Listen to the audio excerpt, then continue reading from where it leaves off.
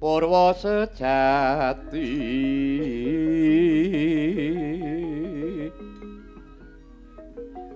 pangira jagat gedhong kinarya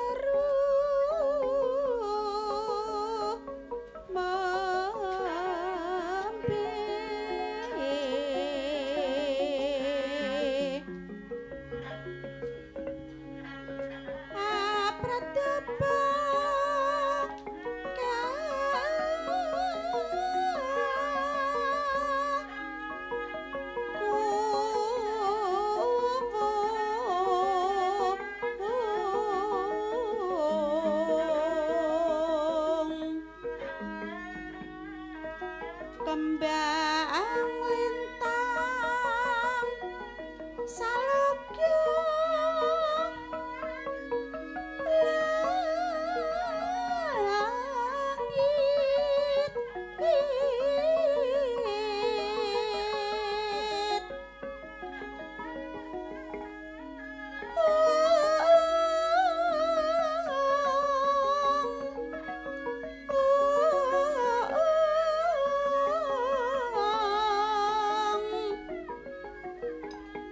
wah surya lan tengsu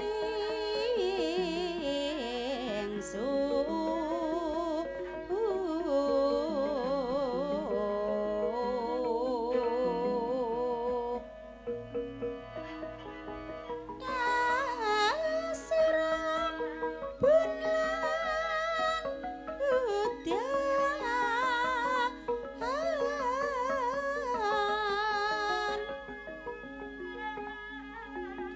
bocah kasa bengkah pratiwi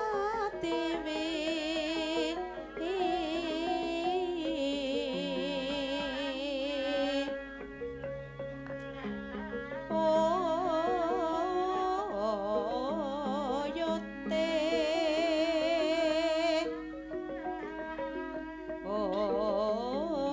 oyote bayu bayu bayu bojro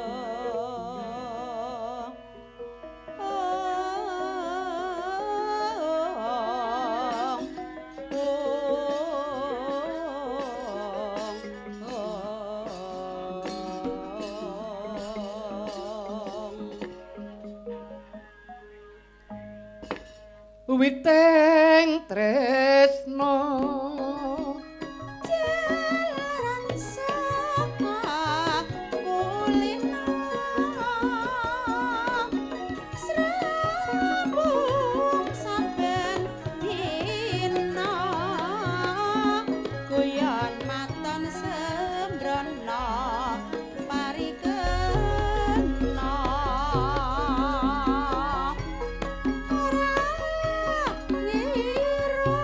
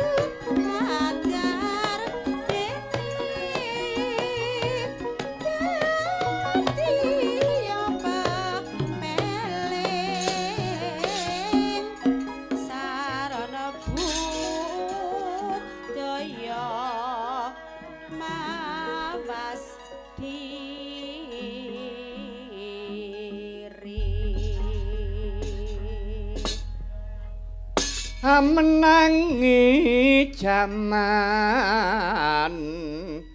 edan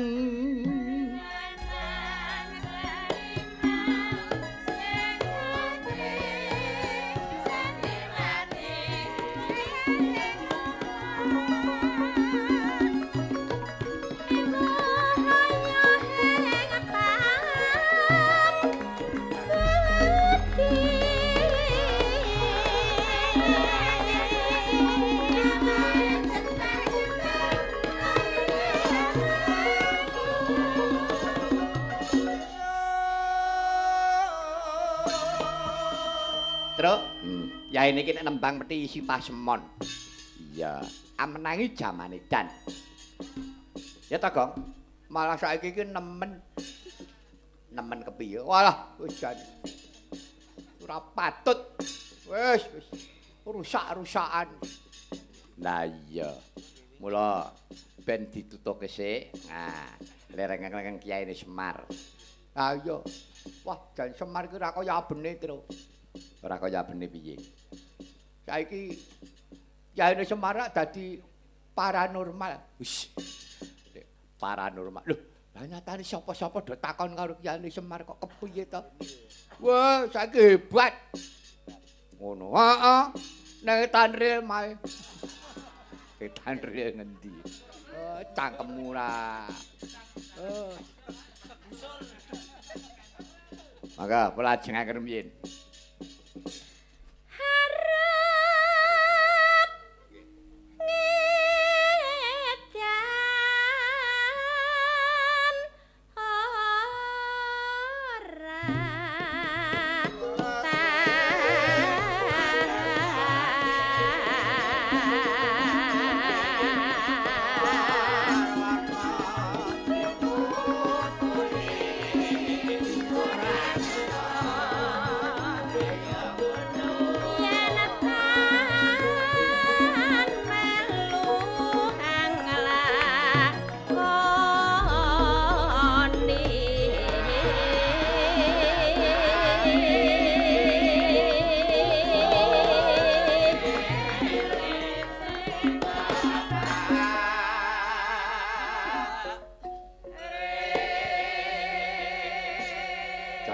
Melu ngedan ku ya ora mentala to, Tru. Nek ora melu, ora keduman. Ngono, ora keduman wae rezeki. Iya ya. Jaman saiki kuwi jenenge wong korupsi kok jamaah. Wis. Jamaah. Lah iya to. Jan renteng-renteng ora runtungan do dum-duman. Wah, wis. Ya wis ben. Wong kabeh ki rak ngunduh wae ing Pakarti to. Mulane kuwi. Mangga. Boyaka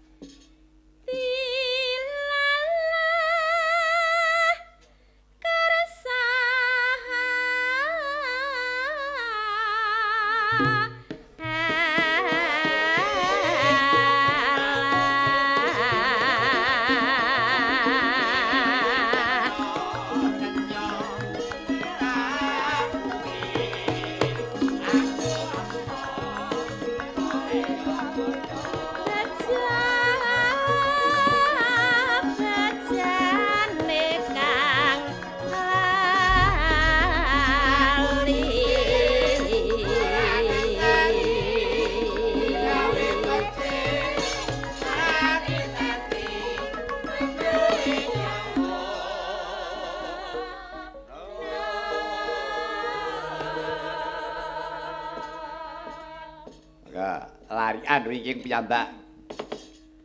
Luweh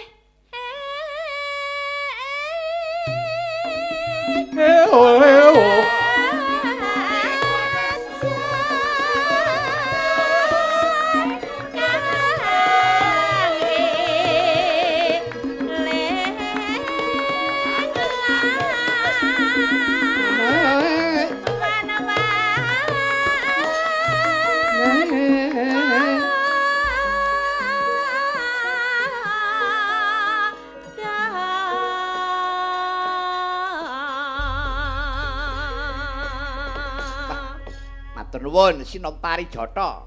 Ayo, Pah, sing mburi mau centrok cengkoke Suwargi Bu Candra Sulita. Sapa?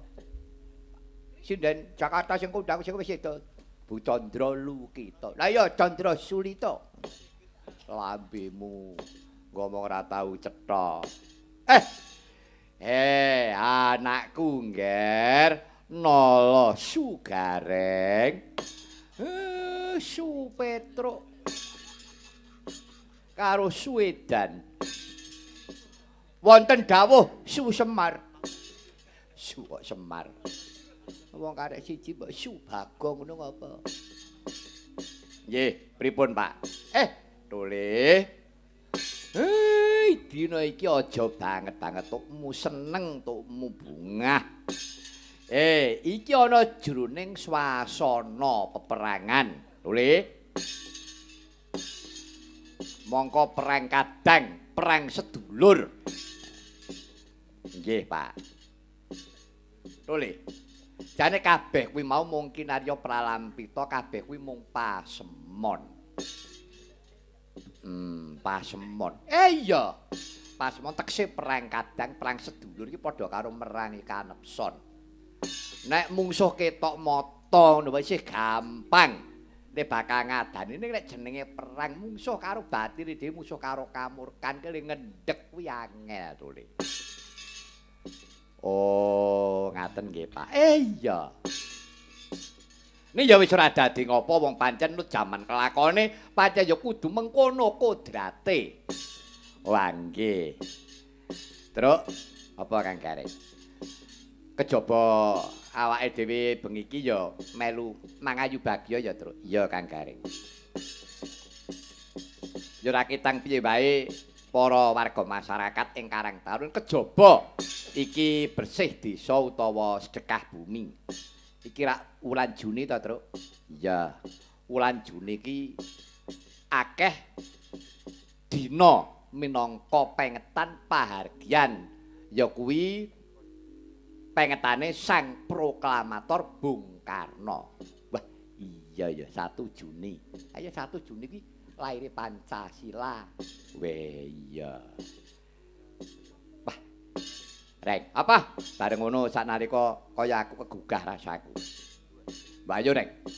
Saiki lagune siji wae ning sing bermanfaat, sing ana isine kanggo nggugah semangat. Ya ora apa-apa. Wis aku bubar jam pira-pira iso kok. Tenan. Wis aku jare model piye wae menyang. Heeh. Mayang semenit wae iso. Nek awake dhewe iki sing paling cepet kuwi 3 menit 2 detik iki tau. Walah, ora, maling setengah menit tau. Kapan? Oh, kadon. Oh, ye. Nah. Rampung kuwi, Truk. Dengkulmu melocot. Ora mayang kuwi wong iklan mbok rembug. Ah iya. Ya. Coba Kang Gareng, saiki ayo. Ngaturke langgam Sang Proklamator. Mau tidak mau kita harus ingat kepada Sang Proklamator. Sopo sing merdikake Nuswantara? Ya ta? Oh iya. Bung Karno, Truk. Nah. Bung Karno. Yo, saiki ngaturke langgam Bung Karno iki ya tukku gawe. Langgam Sang Proklamator sak bawane sinom. Nah, sinome eneng loro. Loro ya, heeh. Tekse rong pupuh. Monggo kakung-kakung sing bawa angko putrine sing langgam. Oh iya. Matuk. Mbah, engko sing nglanggam aku njaluk Mbak Arjutri. Nah, oh iya. Sing gurung makarya. Yo gandeng waranggana semono akeh. Janjane mono. Nek asline ngono ya, Reng. Nek ora kokean bola. Ngono jane aku wis ora tau nganggo limbukan nek lakon ngene iki ora tau nganggo goro-goro. Sore awake dhewe wis metu. Ane nek ngono engko terus wong-wong ora nyambut gawe no. Ngono ya, heeh gawa abot-abote. Iya, wis paribasane ora kurang lakon ya, Gong. Ah iya ngono kok dadak dirembuk wis penake kepiye ngono wae, Dik. Werna-werna. Tapi Mas, kula nyuwun bawanipun sinom. Monggo. Sinom sang proklamator menika kagem sedaya para warga masyarakat ing Karangtalun monggo kula dherekaken ngengetaken jasanipun Bung Karno, pendiri Republik. Kok pendiri Republik? Iya, pendiri Republik hanya sekali, Rek. Sepisan tok. Pak Harto ya presiden, ning ora pendiri Republik. Oh, ngono ya. Iya. Maka sang proklamator sinom Mas. Memuleswar Ki Bung Karno sang pahlawan proklamasi Sang pahlawan proklamasi. Ya. Labu itu merap negara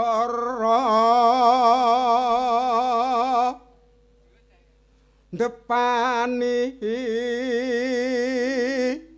bubar tewi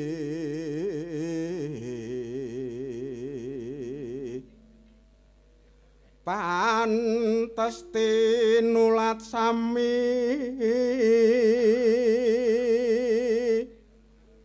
asmanira ngambar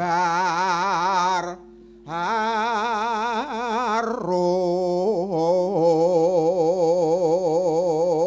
Asmanira ngambar harum kondang sak jagat raya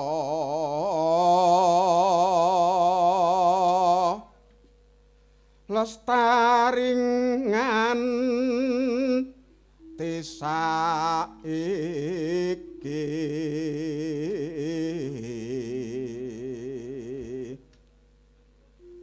tetek tatak tutuk hanggayo mardika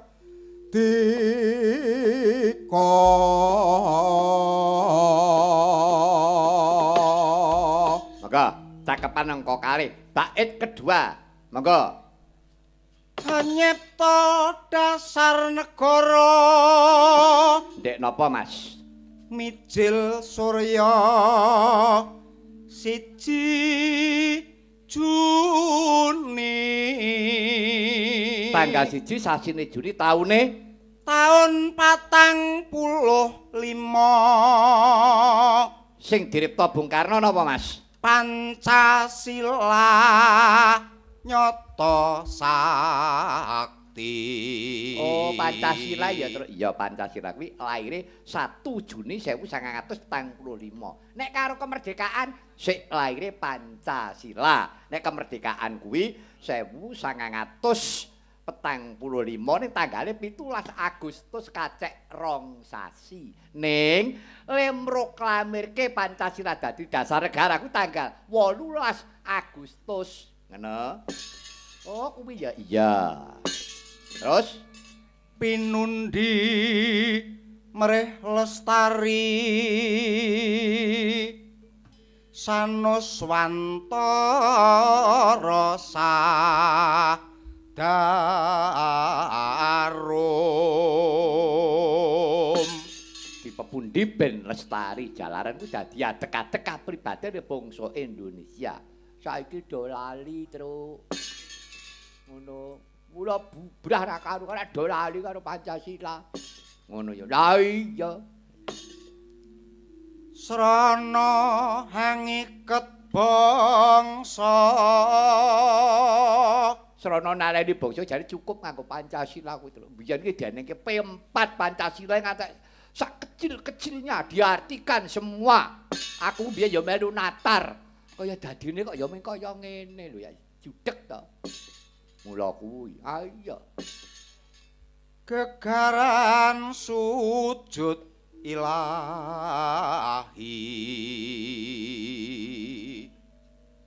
Putra Fajar Fajar iki Bung Karno.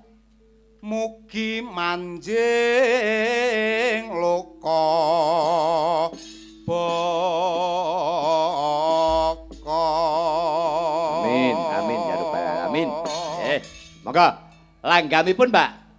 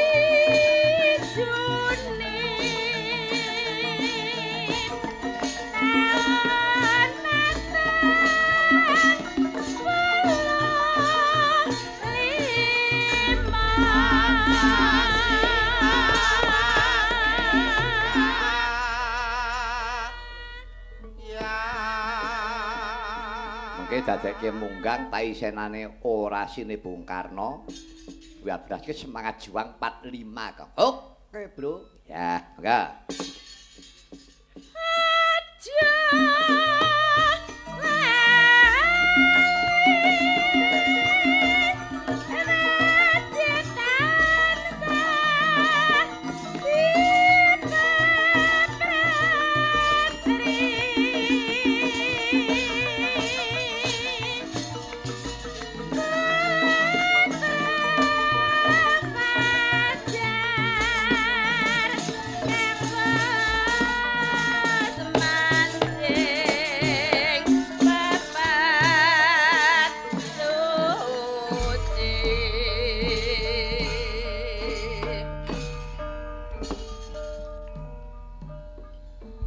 Hai anak-anakku, simpan segala yang kau tahu. Jangan ceritakan derita dan sakitku kepada rakyat.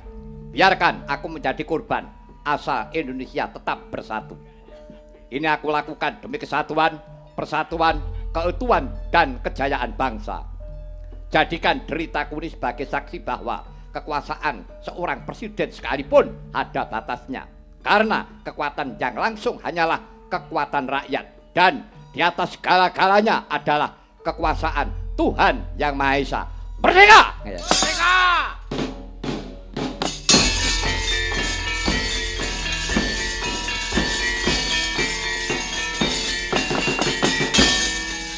Kalau kain derane abang putih sang warna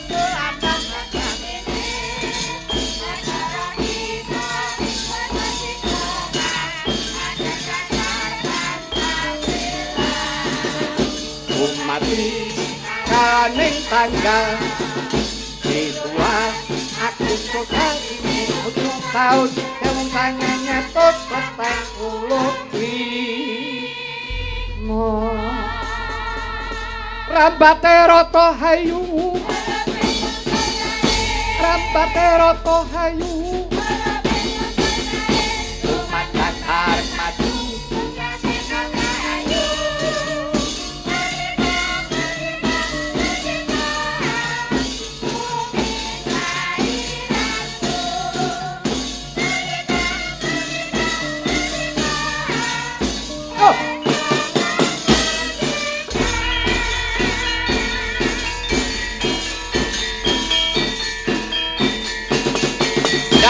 satu kali lagi.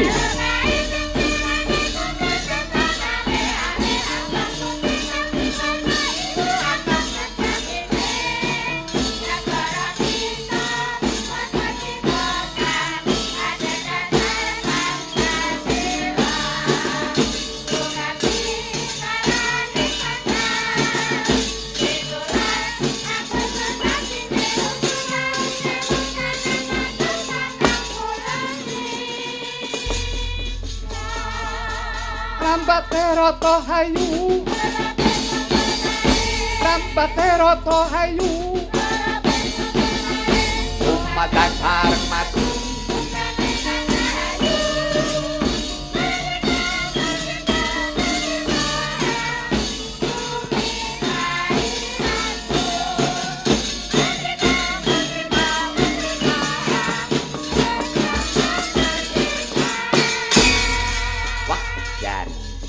lagu sang proklamator ki komplit ya terus ya komplit ana langgame ana marse nek langgame karo sinamema pancen tukku gawe lah terus tak tambahi lagu semangat juang 45 oh ngono ya ki nek cakepane sing ngripta kuwi Bung Karno ning nek iringane sing ngripta Suwargi Pak Narto Sabdo oh ngono ya oh iya ya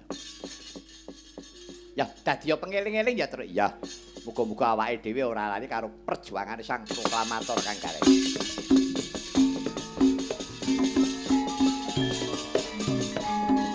Semare koten prayetno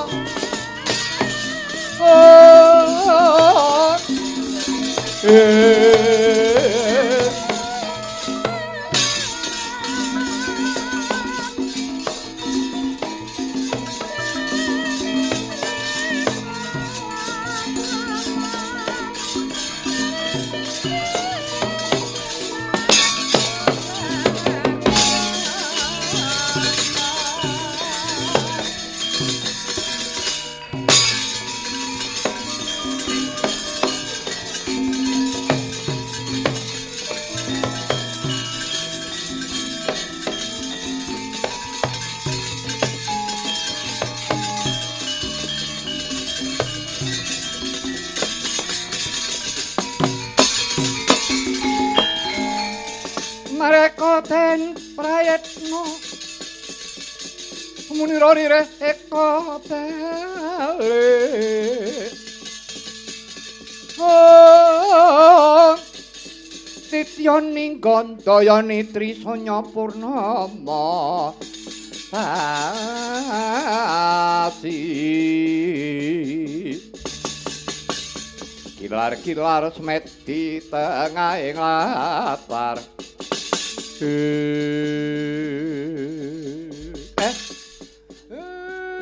bergegek sadulita sinuwun jaratan mati sing rawuh wilujeng rawuhipun lho yo Kakang Semar berkah pengestune Kakang Ismaya Raharja tekaku taklimku tanpa nono ya Kakang nggih sanget anggen kula nampi dawah sesami-sami sinuwun Kejawi saking menika rak wancinipun perang gegempuran. Sinuwun Dwarawati. Kok saged kampir madosi kula enten napa lho? Kakang Badranaya pancen bener pangandikamu yen to dina iki. Tegak Kurusetra wis tampuh Pandhawa lawan Kurawa, senopati ning Kurawa. Kanjeng Hyang Takanda Sang Marsi Wara Bisma. Senopati ning Pandhawa. Ora ana liya kejaba mung putra Wirata atmajane Hyang Prabu Sri Bagina Maswapati. Kanjeng Hyang Utara lawan Wiratsangka mung emane panjenengane sakloron gugur ana madyaning palagan. Utara Wiratsangka pun gugur. Iya, Kakang. Mula kang saka iku, Kakang. Rikala semono aku eling. Kadang werdane Kanjeng Hyang Utara Wiratsangka. Kuwi isih ana. Enten. Ndara Raden Seta niku putra Pambayun Wirata. Lah wektu dina iki, wekdal niki panjenenganipun nae mboten klentu tapa nendra. Mugi-mugi mboten sare. Sampun wungu. Nah, lenggahipun wonten pertapan Sokarini. Gunung Sokarini. Mengkono, Kakang. Nggih. Upamane ngaturi ning kelawan Kanjeng Hyang Seta. Prayogi. Petruk karo Bagong. Dawuh, Pak. Kenapa, Pak? Kowe sumana yang pertapan Sokarini. Kowe sumana ndaramu Wasi Seta. Sokarini. Ya Sokarini. Gunung Sokarini, kedak Gunung Pare. Wis bar. Oh, wis. Lambemu. Wis to. Sing ana kono ki sapa? Kuwi putrane Ratu Wirata. Jenenge Raden Harya Seta. Oh, lah terus niki kersane aja sundi. Ngene Petruk, aja wedi kangelan. Tak utus kowe sowan menyang Gunung Sokarini matura karo Kanjeng Hyang Seta yen to dina iki wis dadi perang gegempuran Baratayuda Jaya Binangun. Senopati Ngastina Kanjeng Hyang Bisma, senopati ning Pandhawa kang ngrayi Raden Utara Wiratsangka namung emanipun sampun gugur madyaning palagan. Wis kowe matura ngono. Oh dinten menika bidal. Iya, kowe budal. Ya Gong budal. Lah biayane bocah iki lho. Wasana gawat bareng kok. Nggih, kula nyuwun pangestu sinuwun. Ya, sing ati-ati ya, Petruk.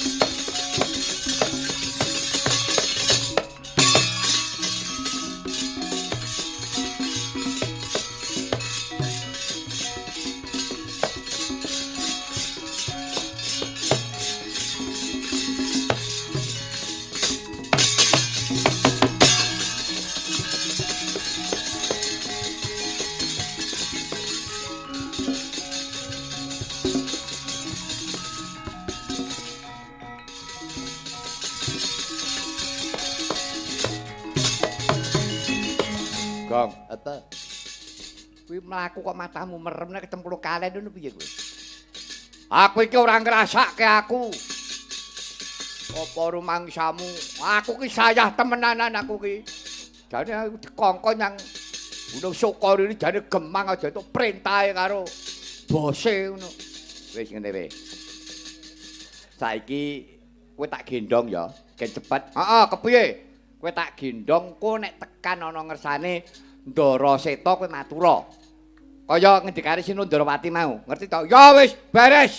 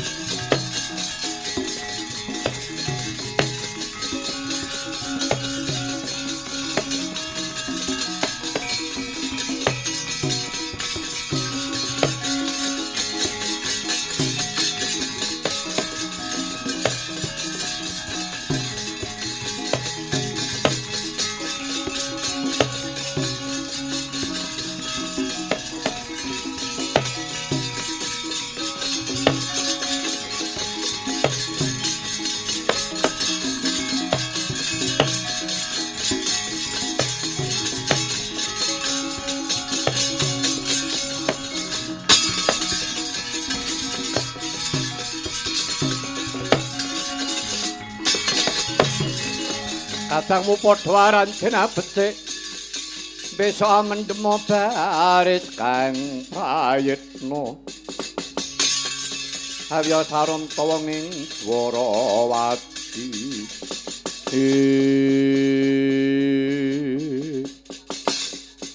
Bagong iki nggih kula Slamet tekamu Wilujeng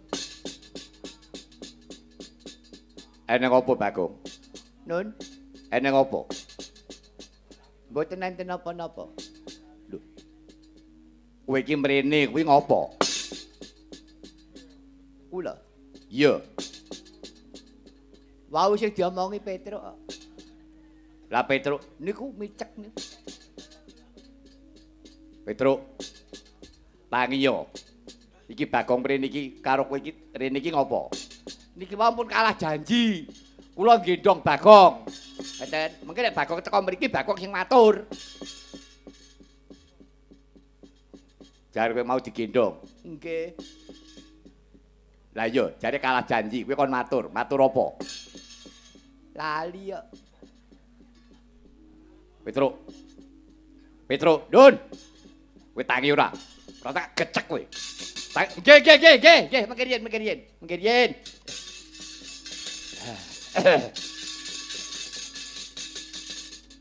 Mangkene monggo, lenggah rumiyin Pak Mantri. Oh nggih Pak Bey. Tak tekoni kok. Apa? Kowe iki jane apa mengar ngebot-boti lakuku napa piye? Lah ngerti nek mung ngomong ngono ora iso. Kok dadak melu ki ngapa? Wong wong keri mau. Lah aku ora wis omong. Nek aku ki ketua. Ketua apa? Ketua rombongan. Mudaro. Wong ora cetha. Ngerti ora budal dhewe malah Bareng matur. Ya matur. Menika sampun kelampahan peperangan ageng. Iya. Perang gedhe nggih. Bratayuda Jaya Binangun Tegal Kurusetra. Kurawa mungsuh Pandhawa.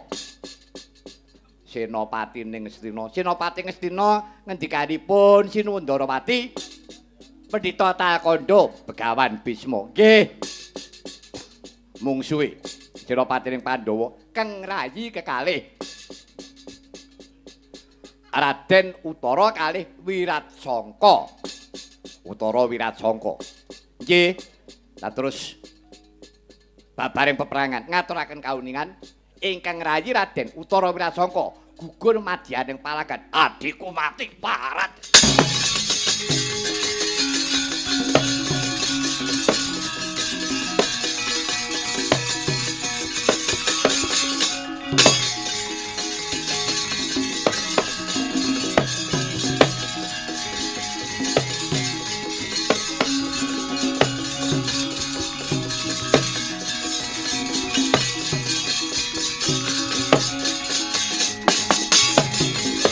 Kaya yakini pucada pangma wingo-wingon netra kotak ngundarandir. Wedanane rombranang pindha kembang ora wari bang. Wis malane ngrat gelag-gelang bawana sukertaning jagat panesmaning jajelanat. Pendhita Murang Tata. Kakang Bisma mesine kowe ngerti ana becik bener luput. Ewa dene kowe gelem dadi Senopati Kurawa, penjernake kadang Utara Wiratsangka. Seta tandingmu bangsa telek.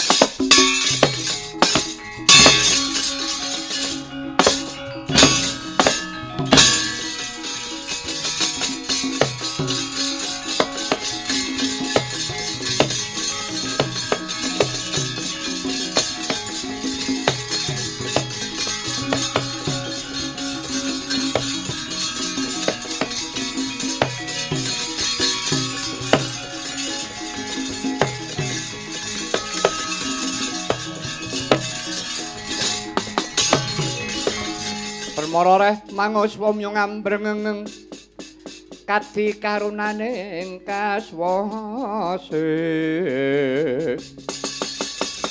aneng marga malakung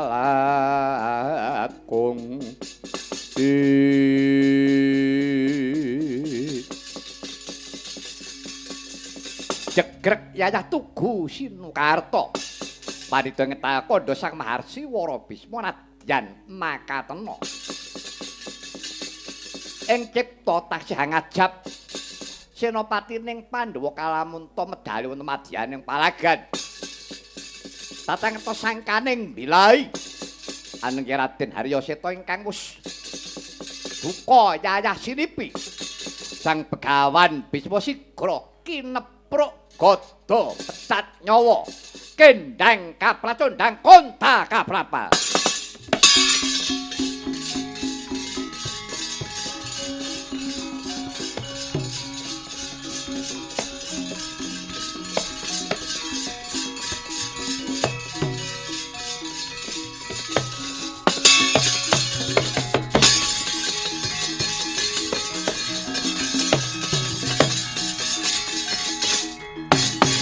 parat iki Kakang Bisma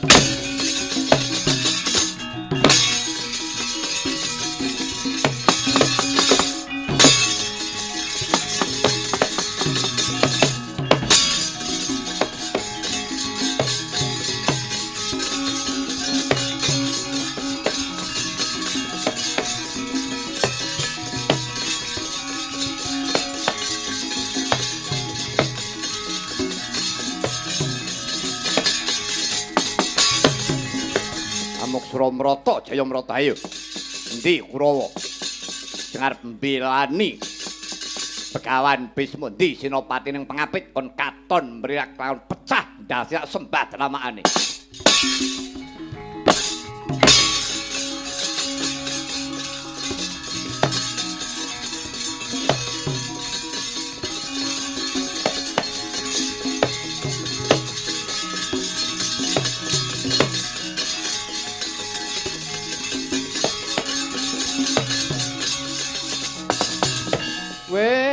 adalah Raden Seta ki jare Senopati putraning ratu.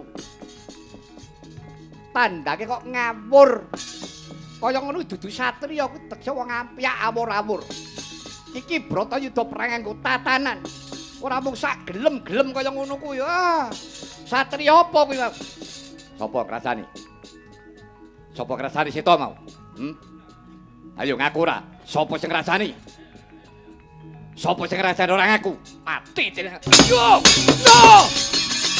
Yo! Ah! Ah! Yo! Ah! Yo! Hei!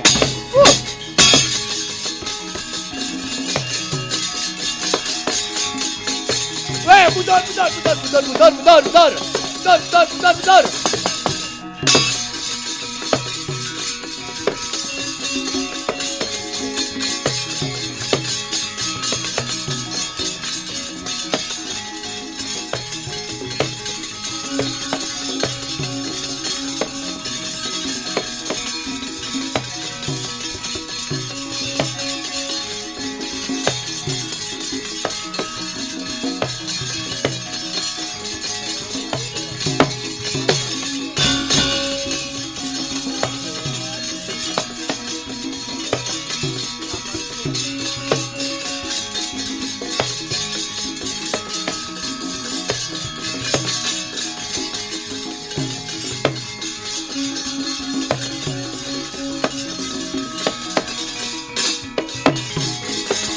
Mangkanggra terus sumbar rindu bumi gonjing kumalodo kuntur ketuk umop kang joloni di well adalah ya jagat Dewa Bathara ya jagat Pangestungkara iki piye lalakon kok kaya mangkene bubrah langkrah tataning ning peperangan wong katrajang kawan Kanjeng Hyang Seta Sarahamu kaya ngono kuwi jenenge ora wong perang.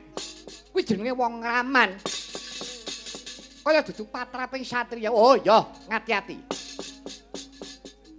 Iki putra Kanjeng Rama Prabu Salyapati Mandaraka.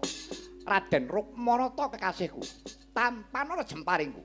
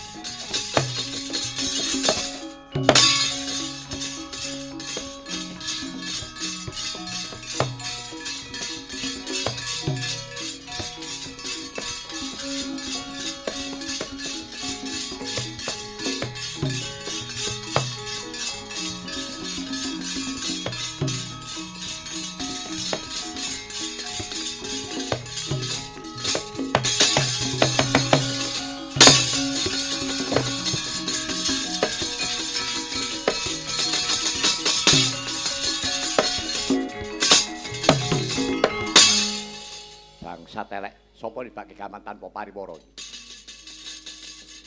Menungso ki jarak perkara karo Seta. Jeleh urip iki.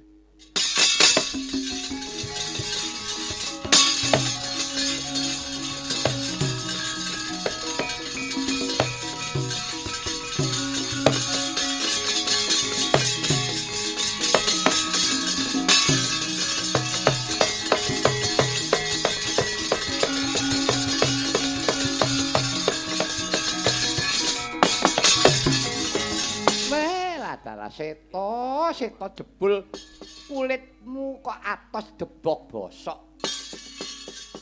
Ketiban pusakaku wae wis kapindhara dirongkas ku temkaning pati. Kaya ngono ngakune kok senopati ning Pandhawa. Galakmu sumungah sesongaran. Nganti kaya wong lali Purwa Duksina. Wadene ora sepira kadegdayanmu. Mula aja sok sumbar, aja sok kibir. Wong Pandhawa, pas padakno gelo Senopatimu. Wis rubuh. Senopatimu wis temekaning pati. Ayo. Para Pandhawa, kowe guna ijol. Senopati sing luwih digdaya. Senopati kaya ngene iki dinggo apa kono? Jar.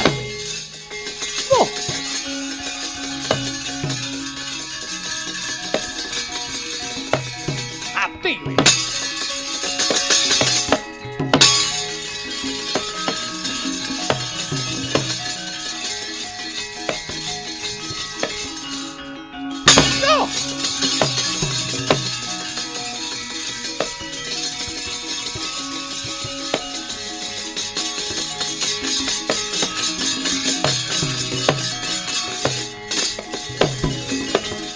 Mumpung kowe urung ilang nyawamu.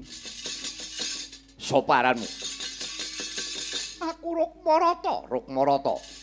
Kowe anake sapa?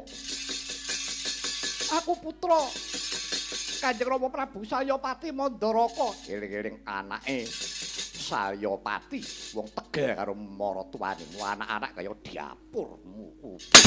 Loh. Aduh.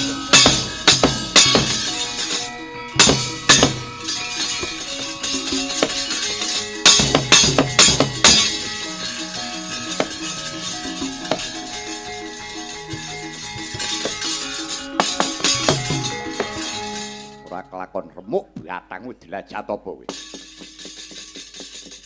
Ora kene kukup batangmu kelakon dibadhok sono kowe.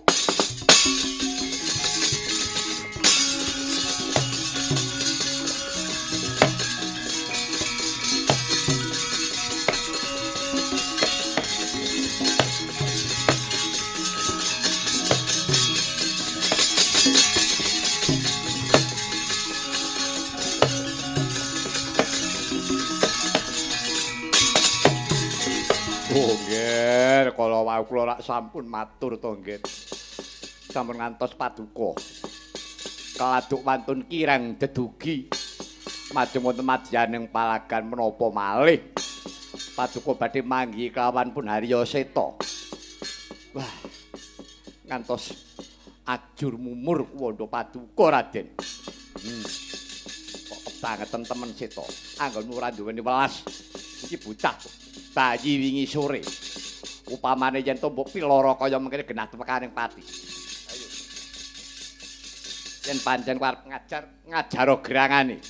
Wis parek uyah ngene gare. Aku belakno mati. Oh.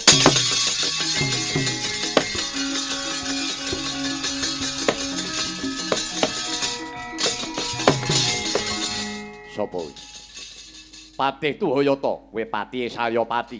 Yo Patih Saryap modal. Oh. Oh.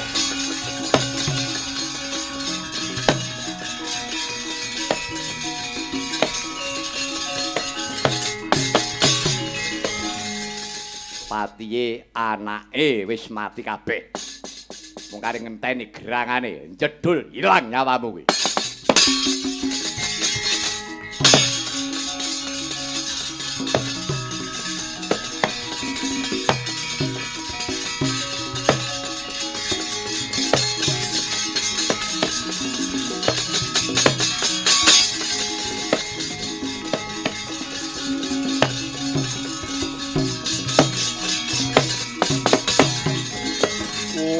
anakku nggih anak Rukmarata ora wis tak kandhani. Iki papranganku dudu nggone wong seneng-seneng. Paprangan ki nggone wong perang. Ana wis genah dituturi, takon mukti ana negara Mandara kok malah kowe tekane nang paprangan. Dalasan patih Dwayata nganti kowe padha tekan nang pati. Ning perkara diamuk kelawan Seta toblas. Seta tandang kridamu kaya dudu tandang kridaning satriya. Sarya aja kakean trewet, jar tak belake. Wah.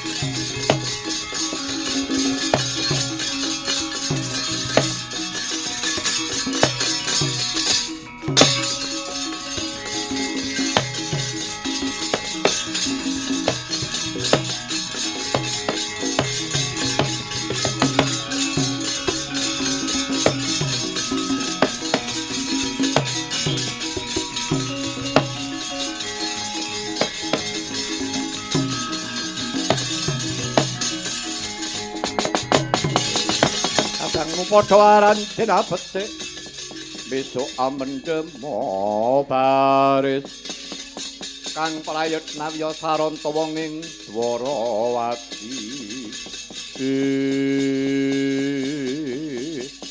Igra ngoncati saking paragan Prabu Salyapati karana miris mulat tandhaira Raden Haryaseta kocap ingkang kendhang kapracondhang konta kaprapal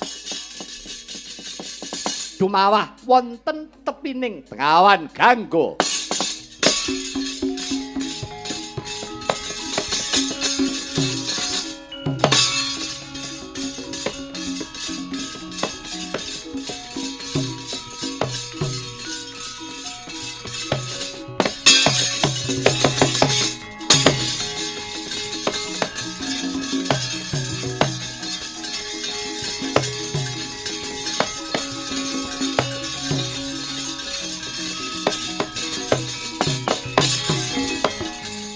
Riri sarta pawono tengaranu tersing karsane ingsun dening kanyut manes silinge raga sira ning kamanira ingsun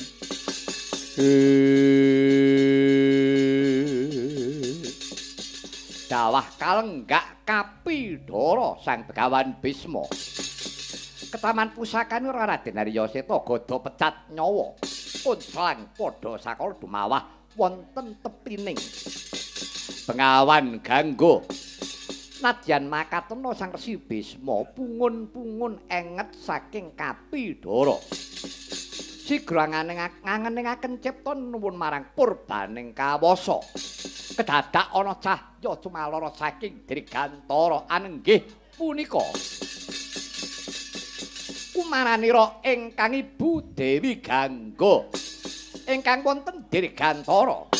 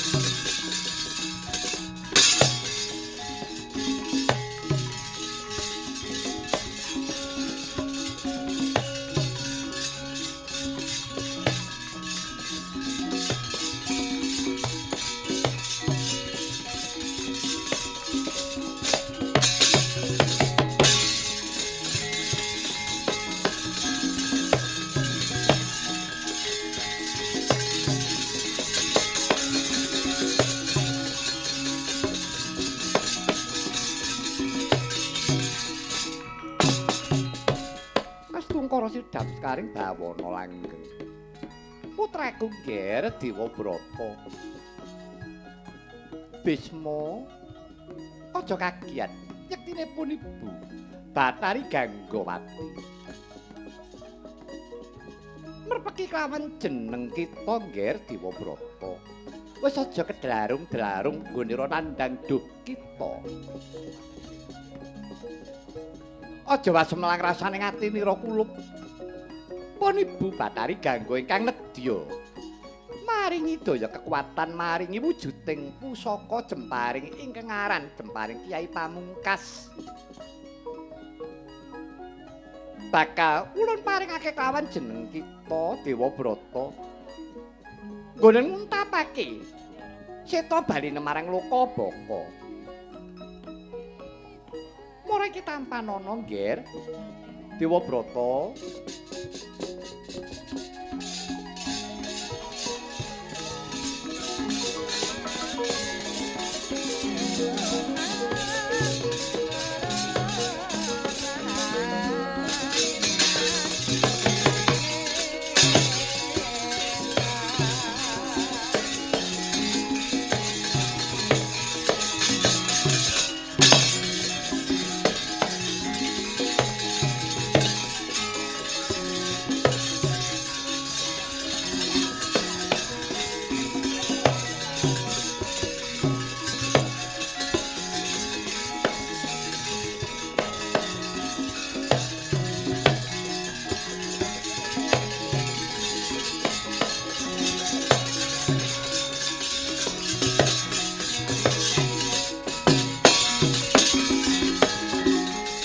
Lila-lila linali saya kadriya Triyasmara marang risang kadirate ratu-ratune wong cakra kembang. Aduh ibu jimat sesembahan kula Kanjeng Ibu pepundhen kula mangke prapting delahan. Ing atasipun Dewa Brata menika putra paduka Kanjeng Ibu wondene paduka merpeki dumateng jasad kula badhe sungkem padanipun Kanjeng Ibu kewala ngantos boten kelampahan.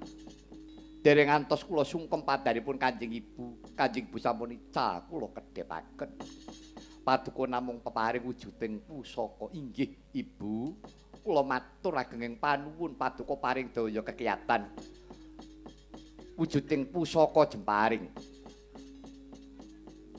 Inggih, mugi-mugi berkah pangestunipun Kanjeng Ibu kewala sageta ndayani anggen kula nindakaken dharma, sageta unggune ngayuda Ibu kula nyuwun tambahing berkah pangestu Kanjeng Ibu.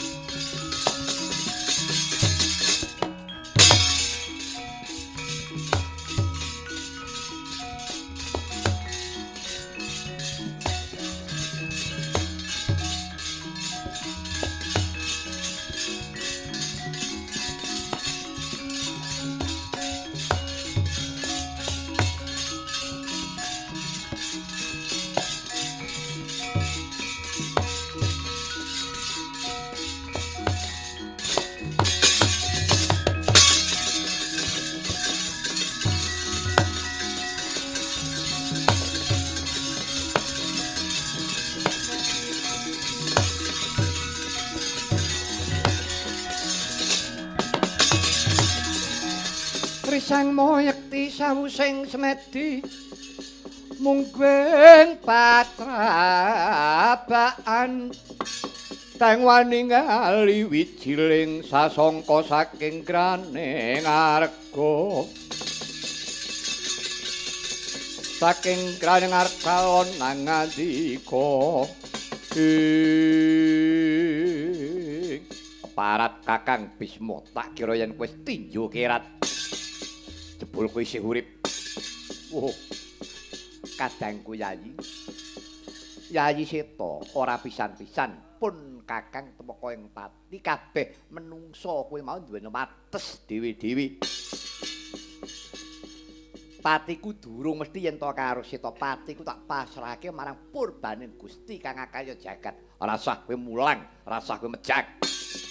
Jeleh bosen ngucapmu kaya mengkono mau. Dene iki kanggo nemtokake ndi sing digdaya, Seta apa Bisma? Duh kadangku Yayi.